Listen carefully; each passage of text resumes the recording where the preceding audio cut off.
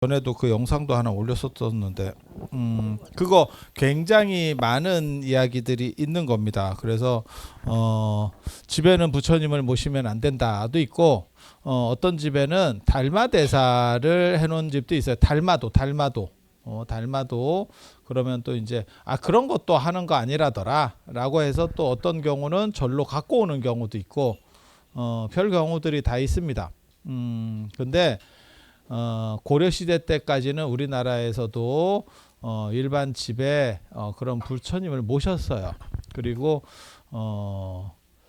중국이나 일본도 아직 그런 것들을 하고 있습니다. 그러니까 어떻게 보면 내 집을 수호하는, 그리고 그건 유럽도 뭐 마찬가지라고 보시면 돼요. 그래서 중국에서는 가장 이제 어떻게 보면 인기로 따지면 인기 서열 1위가 관우입니다. 관우. 그래서 이제 화교분들이 이렇게 하시는 음식점이나 이런 데 가보면 들어오는데 관우가 있는 경우들이 많이 있어요. 우리나라에서도. 이렇게 눈썰미 있으시면 들어가는데 뭐 이렇게 좀 이렇게 장식을 해놨어. 가운데 제일 문으로 딱 들어오는 그 지점에. 그래서 동아시아 사람들은 전통적으로 문으로 길흉화복이 다 문으로 들어온다고 생각을 해요. 그래서 브리타 정수기 압니까? 그러니까 정수기 중에서 그냥 직수에다가 바로 꽂아서 이렇게 어느 정도 정수가 되는지는 잘 모르겠는데 그거 괜찮은 정수기거든요. 제가 알기로는 제 상식으로는 괜찮은 정수기인데 세계적으로 많이 팔리는 정수기예요.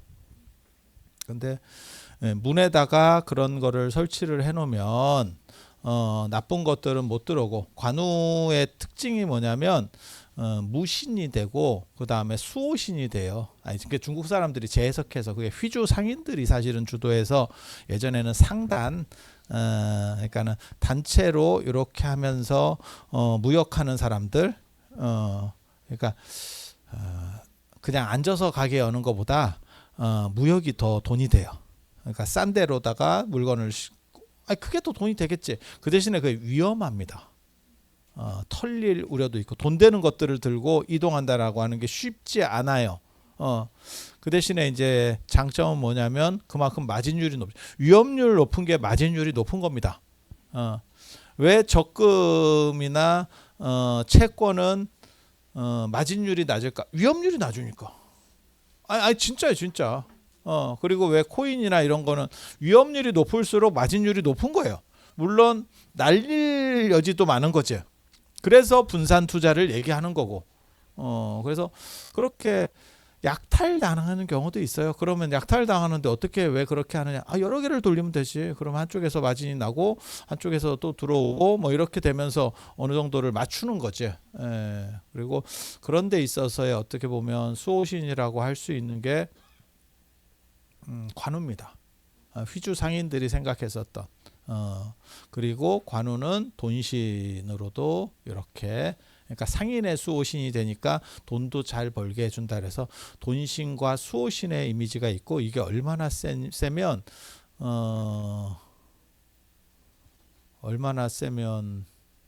절로도 들어가서 중국절에는 가람신, 절을 수호하는 신이 관우입니다. 관우입니다. 그래서 그렇게 되는 거고, 우리는 관우를 뭐 그렇게까지는 하지 않아요. 그리고 불교적으로 제일 좋아하는, 중국 사람들이 제일 좋아하는 거는 포대화상, 미륵보살의 화신이라고 하는 포대화상입니다. 그래서 배불뚝이 이렇게, 그래서 복신이라고도 얘기하는 사람도 있는데 그냥 배 나온 아저씨예요. 배 나온 아저씨. 그래서 어떻게 보면 부하고 이렇게 재물, 그 다음에 복, 록 이런 걸 상징하는 먹을 거, 돈 이런 거. 예전에는 그게 좀 다르게 봅니다. 먹을 거하고 돈을 다르게 봐요. 그래서 식복 뭐 이런 얘기 들어봤지? 녹은 돈, 벼슬 이런 뜻이에요. 그래서 식복, 그 다음에 녹복 뭐 이렇게. 그래서 녹은 벼슬, 돈 이런 거예요. 그렇게 가는 거고, 그 다음에 지금은 뭐 먹을 복이라는 게 별게 없는데, 예전에는 아무튼 식사하셨습니까가 인사한 거고, 제사나 명절 돌아오기를 바라는 게 먹을 것 때문에.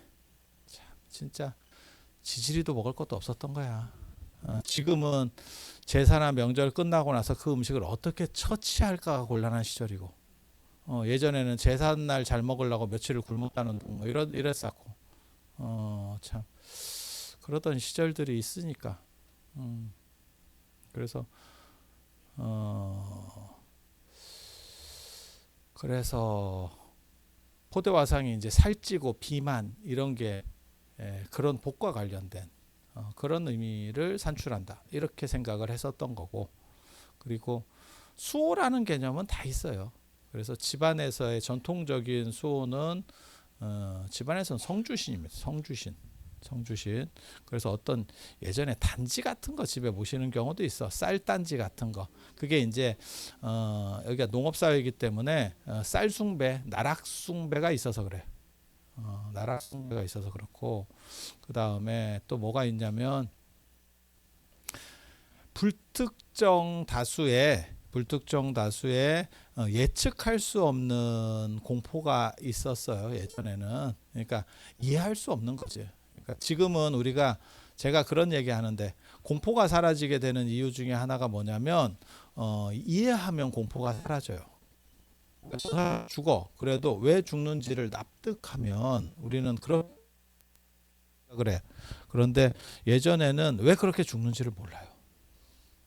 그러니까 지금으로 얘기하면 감기 걸려서 조치를 잘못해서 뭐 폐병이 되고 이렇게 결핵이 되고 뭐 이러다 죽는 건데 이해를 못 하는 거야. 그럴수록 공포는 훨씬 더 크게 다가옵니다. 그러니까 공포의 특징이 이해하지 못하는 거예요. 그래서 사람은 어둠을 두려워하고, 그 다음에 불확실성에 대해서 두려워하고, 그런 거의 끝판왕이 죽음이기 때문에 죽음을 두려워한다, 이렇게 생각하는 거예요. 그래서 왜 답이 안 나오니까. 그러니까 종교나 이런 데서 죽음 뒤를 얘기는 하지만 그게 답이냐는 모르는 거예요. 객관적으로 네가 증명할 수 있느냐? 그래서 우리는 어떻게 생각하는 거냐면 추론해 보는 거지. 얼마나 타당한가. 그래서 불교는 관성의 법칙처럼 얘기하는 거고, 기차가 달리다가 브레이크를 밟고 그래도 어느 정도는 가더라. 그러니까 내가 죽었어도 그 에너지가 있으면 또 다른 방향에서 전환돼서 어떻게 흘러갈 것이다. 그러면 윤회가 되는 거고, 그러니까 그 방향으로 가는 거예요. 그래서 제가 죽었다고 해서 바뀌지 않는다, 내가 그런 얘기 하거든. 내가 이 사람을 내가 때렸는데 죽은 뒤에 바로 맞느냐? 그렇지 않습니다. 죽은 뒤에 또 만나면 또 맞습니다. 진짜야. 생각을 해봐. 시어머니하고 며느리의 관계야. 죽었더니 시어머니가 대기하고 있어. 그러면 내가 시어머니다, 며느리가 갑자기 이렇게 할 수 있을 것 같아? 어머님, 이렇게 되는 거야. 단지 그런 힘들이 오래 지속되고 난 뒤에 이렇게 시계추가 끝까지 올라가면 어느 순간 역전 현상이 일어나기 시작하거든요. 정지 현상이 잠깐 일어났다가 힘의 반동이 일어나는 거지. 그렇게 해서 바뀌는 거지 하루아침에 바뀌지 않아요. 그거 여러분들 생각하시면 돼요. 부모 자식 간도 딱 그렇게 바뀝니다. 처음에는 부모가 압도적인 갑이에요. 그리고 쭉쭉쭉 가다가 이제 부모님이 은퇴하시고 자식이 어느 정도 이상 성장해서 뭐 50이 되고 60이 되고, 그 다음에 자식이 부모를 약간 봉양하고 뭐 이런 식이 되면 이게 극단점까지 올라가죠. 그러면 나중에 부모도 더 이상 자식에게 뭐 해라가 아니고 자네가 좀 그렇게 해주면 안 되나? 뭐 이제 이런 식으로 가죠. 그리고 이제 아들이 머리가 더 커지고 부모님이 더 연세가 더 드시면 아버님 그건 이렇게 하시는 게 맞겠습니다. 그러면 아버지도 당신 뜻을 안 내고 고집이 세셨던 분들도 우리 주변에 다 있잖아. 그게 이렇게까지 올라갔다가 어느 순간에 이렇게 싹 바뀌는 거지. 그렇게 생각하는 현상에서의 흐름을 보고 그게 죽음 뒤에까지도 연결된다라고 하면 불교. 그게 윤회라는 거예요. 그러니까 윤회는 또 다른 방식으로 변화해서 어떤 에너지는 계속 흐른다더라 라고 생각하면 윤회. 기독교 같은 경우는 신이 있고 그 신이 완전히 판을 다른 걸 깔아놔. 그래서 그때부터는 나한테 잘 보이는 놈은 착한 놈, 나한테 못했던 놈은 나쁜 놈, 이렇게 해서 그냥 가는 거야. 황제의 절대 권력 이런 거 생각하시면 돼. 그러니까 어떤 법칙에 의해서 움직이는 게 아니고 이쁜 놈은 너 이쁘니까 세계급 특진 뭐 이런 거야 이런 거. 안 예쁘니까 강등. 너무 눈썹을 진하게 칠했으니까 강등. 뭐 이런 거야. 뭐 이런 거야.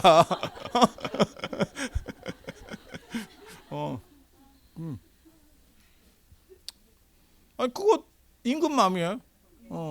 예전에 그 유명한 얘기 있어요. 그 정조 때 홍구경, 정조를 왕으로 만든 남자, 홍구경. 정조가 얼마나 고마웠으면. 정조가 원래 홍구경이 머리 안 굴렸으면 잘못했으면 저 죽었습니다. 그러니까는 반역을 일으키지 않는 이상 너를 죽이진 않겠다. 너에 대해서는 면책을 해주겠다. 근데 홍구경이 나중에 너무 했지. 그러니까 요즘으로 말하면 내가 그 생각 들거든. 일론 머스크와 트럼프도 아마 어느 시점에 그렇게 될 거다. 나 이런 생각을 하거든. 좀 많이 나대지. 아니 뉴스에 보면 그러니까 좀 많이 나대면 처음에는 좀 봐준다. 왜냐면 공이 있으니까 기여했잖아. 그러니까 봐주는데 이게 이제 한 몇 년 흘렀는데 계속 나대면 너 좀 쉬어. 뭐 이렇게 그러니까 제거까지는 아니더라도 그래서 홍구경한테 궤장을 주죠. 궤장이라는 게 뭐냐면 지팡이, 그 다음에 뭐 의자 이런 거예요. 그 최고 원로들에게 하사하는 거예요. 그 얘기는 뭐냐면 최고 원로니까 이제 은퇴. 근데 홍구경이 제가요 저 젊은데요. 제가 은퇴해야 됩니까? 이제 이렇게 된 거지. 그거 굉장히 재밌어. 근데 이제 그게 고마해라. 많이 먹었다 아니라 고마해라 이런 뜻이에요. 그래서 결국 홍구경이 이제 은퇴를 하게 되는 거기서 더 나가면 죽어요. 죽어요. 정조가 어떻게 보면 그래도 그 공을 잊지 않고 저는 그런 사람들 좋아해요. 조금 더 그렇게 해도 약간 의리 있는 사람들 저는 그런 사람들 좋아해요. 그래도 의리가 있기 때문에 선을 넘었어도 봐주는 거예요. 그게 약간 동아시아의 인간주의적인 측면인데 근데 이걸 이제 잘못한 거를 철저하게 쳐낼 거냐 안 그러면 조금 봐줄 거냐 이 차이인데 그거는 법치국가에서는 사실 쳐내는 게 맞는데 그게 뭐 좀 아리까리해 그게. 근데 동아시아 정서에는 그렇진 않아. 그리고 우리보다 더 심한 거는 사실 중국입니다. 중국입니다. 그래서 이런 불확실성이 많을수록 예전에는 불확실성이 많았기 때문에 집안의 수호신을 모시는 걸 좋아해요. 그리고 불교 시절에는 당연히 그 수호신은 누구냐면 부처님이나 보살님입니다. 그래서 집에 조그만 불상들을 모시고 있어요. 그렇게 해서 작은 불상들이 어디서 나오냐면 탑 안에서 나오거나 아니면 부처님 복장에서 나오는 경우도 있고 개인이 모셨던 거예요. 조그맣게. 그리고 감실같이 이렇게 접어지는 것도 있어. 그걸 불감이라고 하는데 펼치면 부처님이 나오고 딱 하면 닫히는 구조. 저는 개인적으로 그런 거 좋아하거든요. 제가 그런 걸 여기는 없는데 저 많이 있어요. 많이 있는데 이유가 뭐냐면 사람이 부처님을 모셔놨어도 다 이렇게 정직하게 못 살아. 그러면 덮어놓으면 돼. 덮어놓으면 돼. 그게 굉장히 좋은 거라니까. 굉장히 좋은 거라니까. 자, 잠깐. 뒤로. 이렇게. 그게 닫혀지게 돼 있어요. 그게 굉장히 좋은 거예요. 굉장히 좋은 거야. 그 불감이 원래는 집에 모시기도 하지만 원래는 휴대용으로 여행 같은 거 다닐 때 가슴에 품고 다니면서 기도하고 가피를 바라고 이렇게 하는 거예요. 근데 조선시대가 되면 그 유풍이 이제 중국이나 일본은 안 무너졌고 그래서 지금도 그렇게 하시는 집들이 있고 일본 같은 데 가면 불단 조그맣게 이렇게 모셔놓은 데 굉장히 많아요. 일본은 불교가 안 무너졌잖아. 메이지 유신 때 잠깐 무너졌었어요. 그게 신도 중심으로 재편하는 과정에서 패불해석이라고 하는 그러니까 불교를 폐하고 훼손한다 석가를 그래서 신도 중심으로 해서 그러니까 그 당시 불교가 천황 쪽에 있지 않거든. 그러니까 이제 천황 중심으로 바꾸면서 불교를 공격하고 신도를 끌어올리게 되는 거야. 예. 그래서 그런데도 그 기간이 짧았기 때문에 일본은 그 전통이 있는 거고, 우리는 이제 숭유억불 시대 조선이 되면서 숭유억불이라 그래서 그게 바로 없어지지 않습니다. 그래서 왕실에서도 내불당 뭐 이런 게 있는 거고, 바로 안 없어지는데, 근데 왜 이렇게 깨끗하게 거의 다 없어졌느냐? 대체하는 게 있죠. 그게 사당입니다. 사당. 그래서 잘 나가는 집에는 사당이 있어요. 그러니까 조상신 중심으로 바뀌는 거죠. 신앙 구조가 조상신 중심으로. 제가 이렇게 제사 이런 거 얘기할 때 꼭 이제 좀 이상한 사람들이 쓸데없는 소리. 제사가 무슨 뭐 하느님에게 제사를 지내는 것도 제사고 그거 아니야. 매니즘이라고 하는 거는 토테미즘, 애니미즘, 그 다음에 샤머니즘 말고 동아시아에만 존재하는 특수한 게 맨이즘입니다. 사람 숭배. 네, 사람 숭배. 그러니까 조상 숭배예요. 그리고 조상 숭배를 하는 게 사당입니다. 사당. 그리고 사당 아니고요. 사당 아니고 일반 집에는 뭐 그런 거 없는데요. 우리 집에는 그 공간이 대청마루입니다. 대청마루입니다. 그래서 마루는 뜬 공간이고 그게 하늘에 떠 있는 신성 공간이에요. 그래서 마루가 으뜸이다라고 하는 뜻이고. 그래서 제가 전에 그런 말씀 드렸었는데 싸움을 잘하는 놈 마루치.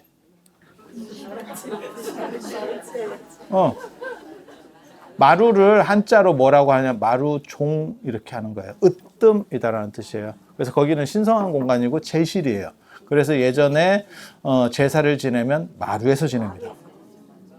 마루에서 지냅니다. 그리고 그 마루 문화가 불교로 들어온 게 지금 대웅전이 다 뜬 공간으로 마루로 되어 있는 이유예요. 원래 사찰도 그렇게 마루로 되어 있는 거 아닙니까? 아닙니다. 임진왜란 병자호란 전까지는 보도블록 깔려 있고 신발 신고 들어갔습니다. 신발 신고 들어갔습니다. 그래서 좌식으로 바뀐 지 얼마 안 됐습니다. 우리 신발 신고 절에 법당에 신발을 신는다고요? 중국 가보시면 다 신발 신고 법당에 들어갑니다. 보도블록입니다. 그래서 유교 문화 때문에 그게 바뀐 특징 중에 하나고 덕분에 더럽게 춥죠. 위아래서 이게 올라. 왜 마루냐면 왜 뜬 공간이냐면 신이 왔다 갔다 한다라고 생각하는 거예요. 그래서 제가 그 얘기 했는데 어저께도 제가 그 얘기 해드렸는데 진짜 잘 만들어진 위패는 위아래 구멍이 있다니까. 그게 신이 다니는 통로라니까. 여러분들은 다 사자만 봐가지고 그런 위패를 보신 적이 없을 겁니다. 그 위패를 제대로 된 위패를 보신 적이 없을 거예요. 근데 그렇게 그래서 만약에 불교를 빼라고만 했으면 그냥 그게 지금같이 완벽하게 없어지지 않는데 대체가 돼버렸기 때문에 지금 한국 사회에서는 집에 불상을 모시는 경우가 별로 없습니다. 별로 없습니다. 근데 믿고 수호할 만한 것을 가지고 있다는 것은 사실은 편안해요. 그게 의지가 된다니까. 사람이 안 흔들리고 굳건한 생각으로 계속 유지할 수 있으면 참 좋아. 근데 실제로는 인생이 그렇게만 되는 게 아니야. 그리고 흔들릴 때가 있는데 판단도 해야 되고 좀 애매한 거야. 지금 요게 뭔가 지금 딱 우리가 변곡점에 있는 것 같은데 이런 느낌이 들 때가 있어. 근데 그때 좀 더 흔들리는 거하고 조금 덜 흔들리는 걸로 인생이 바뀔 수 있어.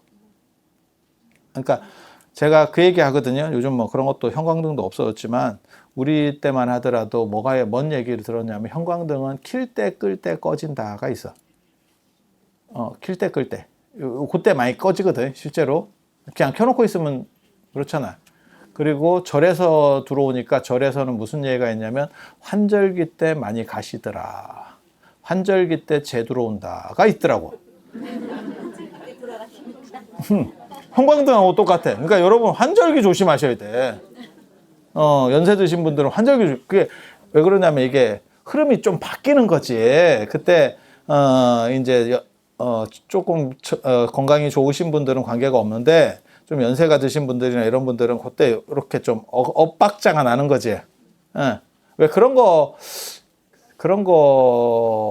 모르시는가? 저는 그런 걸 이제 봤었는데 비행기를 타다 보면 이제 귀가 이렇게 먹먹해질 때가 있어요.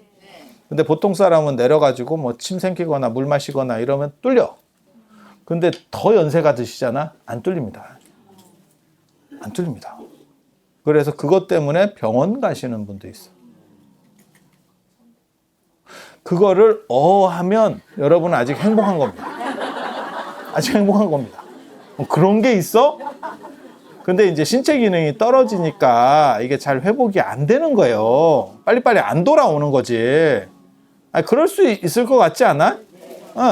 80 넘으신 분들이 그런 경우들이 있어요. 그래서 몇 달 동안 우웅한데. 그러니까 우리 이렇게 귀 이렇게 압력 때문에 막히면 이렇게 좀 답답하잖아. 그게 몇 달을 가기도 한대. 그러니까 안 돌아오는 거지. 그래서 뭐든지 이런 특이점에서 덜 흔들리고 그 다음에 오래 사는 시절에는 옛날만 생각하면 안 되고 뭔가 의지해서 이렇게 디디고 있을 게 필요해. 그러니까 마치 뭐 같은 게 필요하냐면 지팡이 같은 게 있으면 좋은 거지. 지팡이가 나를 걷게 하는 건 아니지만 내가 걸을 때 내가 약하면 걸을 때 도움을 주지. 그 산에 가거나 이랬을 때도 뭐 그렇게 있는 거하고 없는 거 좀 다르잖아. 전에 저기 어디야 그 나반존자 그 우문사 사리암 가니까 거기 뭐 짝대기 밑에 막 지천으로 널려 있던데. 그러면 사람들이 그 들고 올라갔다가 내려갈 때 거기다 던져놓고 가고 그럼 또 이렇게 뭐 로테이션 하듯이 이렇게 아니 그렇잖아요. 그래서 제가 늘상 하는 얘기 있어요. 저는 그런 걸 모시는 걸 어렸을 때부터 되게 좋아했어요.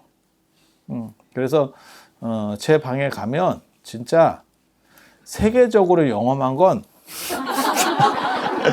영험 군단이 있다. 영험 군단. 영험 군단이 있다. 제가 아까 그 얘기할 때도 그런 거 했잖아요. 이건 돈 들어오는 거 뭐 이런 거 얘기했잖아. 돈신도 이렇게 조탁하는 건 다 갖다 놨다. 조탁하는 건 다 갖다 놨다. 그렇게 해도 됩니까? 뭐라도 터지면 고맙고 뭐라도 터지면 고맙고 뭐 어떤 게 터져야 됩니까? 모르지. 저 내가 말기암이야. 그러면 옆에 사람이 뭐 좋다 대충 먹어봐. 어차피 지금 갈판인데 뭐 그러다 났으면 뭐 때문에 났습니까? 몰라. 나도 너무 많이 먹었어. 난 지금 너무 많이 먹어가지고 뭐 때문인지 정확한 인과관계는 모르겠는데 나섰어. 개꿀 된 거요. 왜 그 인과관계를 꼭 밝혀야 된다고 생각하는지 난 잘 모르겠어. 괜찮아. 이 세상에는 전문점이 맛있을 때도 있고 그 다음에 이렇게 약간 회전초밥집 같이 많이 나오는 데가 좋을 때도 있고 상황에 따라서 다른 거요. 그때마다 조금씩 쓰면 돼. 다른 종교도 있어요. 그럼 내가 이렇게 머리도 한 대씩 때리고 야씨 똑바로 일 안 해 이놈 자식.